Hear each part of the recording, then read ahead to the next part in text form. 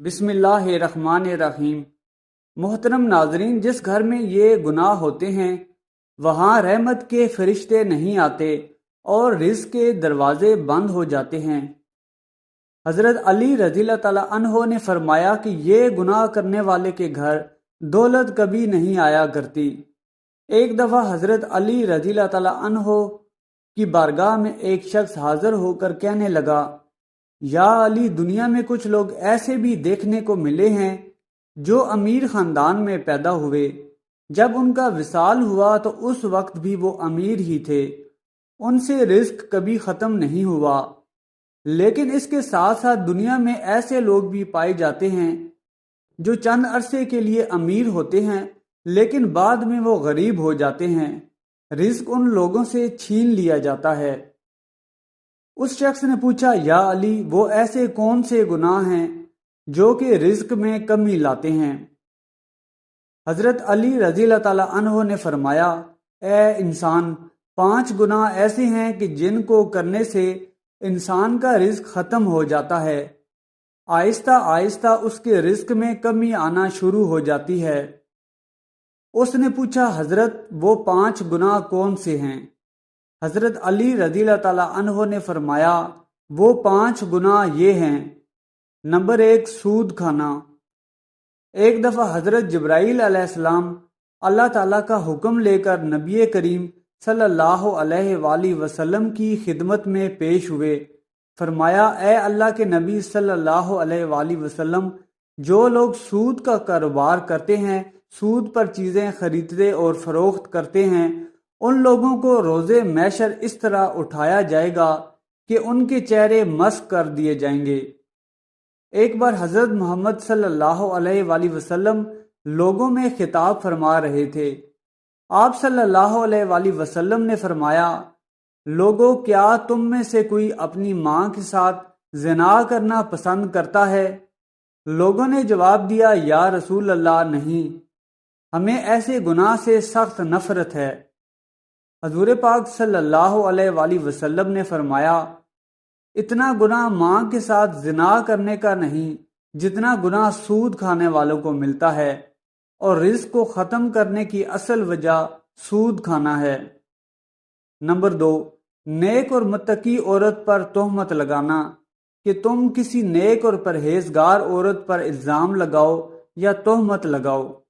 اللہ تعالیٰ قرآن پاک میں فرماتا ہے کہ جو لوگ نیک عورتوں پر تہمت لگاتے ہیں، وہ عورت جو ہر وقت میری رحمت کی آغوش میں رہتی ہے، جس پر ہر گھڑی میری رحمت کی بارش برستی ہے، با پردہ ہے، نماز ادا کرتی ہے، متقی و پرہیزگار ہے۔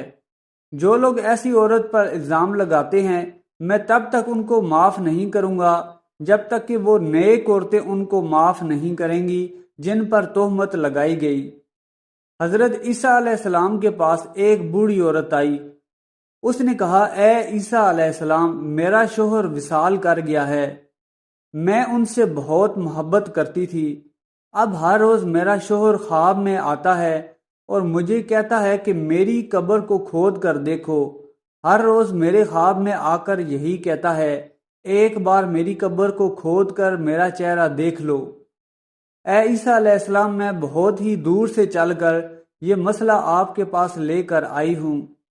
حضرت عیسیٰ علیہ السلام نے فرمایا، آؤ میں بھی آپ کے ساتھ آپ کے شوہر کی قبر کھودنے کے لیے جاتا ہوں۔ تو قبرستان پہنچ گئے جہاں اس بڑھیا کے شوہر کی قبر تھی۔ حضرت عیسیٰ علیہ السلام نے پوچھا، تیرے شوہر کی قبر کون سی ہے؟ اس بوڑھی عورت نے ہاتھ سے اشارہ کرتے ہوئے بتایا کہ یہ قبر ہے۔ حضرت عیسیٰ علیہ السلام قبر پر کھڑے ہو کر اللہ تعالیٰ سے رو رو کر دعا کرتے رہے۔ دعا کرنے کے بعد حضرت عیسیٰ علیہ السلام نے فرمایا، اے قبر کے اندر سونے والے، اللہ کے حکم سے کھڑا ہو جا۔ اس قبر سے ایک انسان اٹھ کھڑا ہوا، جس کو دیکھ کر اس بڑھیا نے زوردار چیخ ماری اور بے ہوش ہو کر گر پڑی۔ اس کھڑے ہونے والے انسان کا جسم تو انسانی تھا، مگر اس کا چہرہ مسخ کر دیا گیا تھا۔ جب تھوڑی دیر کے بعد اس عورت کو ہوش آیا تو حضرت عیسیٰ علیہ السلام نے اس زندہ ہونے والے انسان سے دریافت کیا، کہ دنیا میں تو نے ایسا کون سا گناہ کیا تھا جس کے بدلے تجھ کو اتنی بڑی سزا کا سامنا کرنا پڑ رہا ہے؟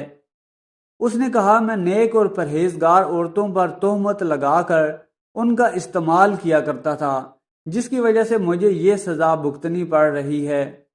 روز محشر میں ان لوگوں کے ساتھ اٹھایا جاؤں گا جن کے چہرے مسخ کیے گئے ہوں گے۔ نمبر 3، شرک کرنا۔ حضرت علی رضی اللہ تعالیٰ عنہ نے فرمایا، اللہ تعالیٰ کے ساتھ کسی کو شریک ٹھہرانا بہت بڑا کبیرہ گناہ ہے۔ اللہ تعالیٰ کے ساتھ کسی کو شریک مت ٹھہراؤ۔ روز محشر اللہ تعالیٰ ہر گناہ کو معاف کر سکتا ہے۔ اس کے گناہ چاہے آسمان اور زمین میں موجود چیزوں سے بھی زیادہ ہوں۔ اس انسان کو چاہے تو معاف کر دے گا، لیکن شرک کرنے والے کو کبھی معاف نہیں کرے گا۔ کافر کی کبھی بھی بخشش نہیں ہوگی۔ نمبر 4، جادو کرنا۔ حضرت علی رضی اللہ تعالیٰ عنہ نے فرمایا، کسی پر جادو کرنا، کسی کا جینا حرام کرنا، کسی کی خوشیوں کو چھیننے کے لیے اس پر جادو کرنا، اس کو جادو کے ذریعے ختم کرنا۔ حضرت علی رضی اللہ تعالیٰ عنہ نے فرمایا، جادو کرنے والا انسان دار اسلام سے خارج ہو جاتا ہے۔ جب کسی جادوگر کی موت ہوتی ہے تو وہ کافر مرتا ہے۔ جادوگر کی موت کبھی بھی ایمان پر نہیں ہوتی۔ نمبر 5، کسی کو دکھ اور تکلیف دینا۔ حضرت علی رضی اللہ تعالیٰ عنہ نے فرمایا، کسی کو دکھ اور تکلیف دینا سب سے بڑا گناہ ہے۔ کسی کو دکھ دینا، کسی کا جینا حرام کر کے خود خوش ہونا، کسی کو رلا کر خود ہنسنا سب سے بڑا گناہ ہے۔ حضرت علی رضی اللہ تعالیٰ عنہ نے فرمایا، ان 5 بندوں سے اللہ تعالیٰ روز قیامت سخت حساب لے گا، اور دنیا میں ان 5 بندوں سے رزق چھین لیا جاتا ہے۔ حضرت محمد صلی اللہ علیہ وآلہ وسلم نے فرمایا، بے شک آدمی محروم ہو جاتا ہے رزق سے ان گناہوں کے سبب جن کو وہ کرتا ہے۔ دعا ہے کہ اللہ پاک ہمیں ان سب کبیرہ گناہوں سے بچنے کی توفیق عطا فرمائے، ہمارے رزق کی تنگی دور فرما کر اس میں برکت اور کشادگی عطا فرمائے، آمین۔ ویڈیو پسند آئی ہے تو چینل کو سبسکرائب کر لیں اور کمنٹ سیکشن میں یا غفور ٹائپ کرنا مت بھولیں۔